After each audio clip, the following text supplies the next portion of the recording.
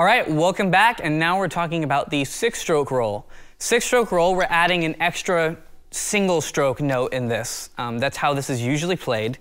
You hear 1, 2, 3, 4, 5, 6, 1, 2, 3, 4, 5, 6, 3, and a 4 E and 1, and a 2 E and 3, and a 4 E and 1, and a 2 E and 3, and a 4 E and 1.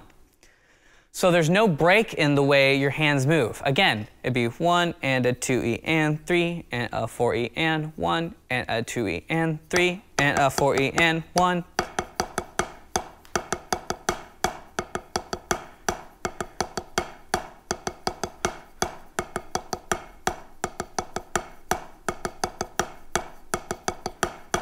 And again, we want to be as relaxed as we can possibly physically, humanly be when we're practicing these exercises. It's more important to practice it slow with good motion, I think, than to try to play this fast.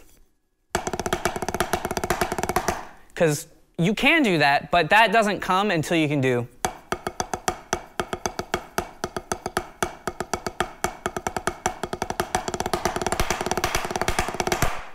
Okay? And again, I think the slower tempo is far more important. So single, double, double, single, single, double, double, single, single. Digga, digga, right, left, left, right, right, left, right, left, left, right, right, left, right, digga, digga, da, digga, digga, da.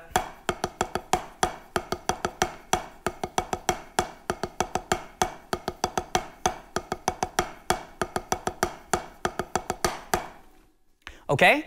So that's your duple single stroke roll, and if you remember, duple means 1 E and a 2 E and a 3 E and a 4 E and a.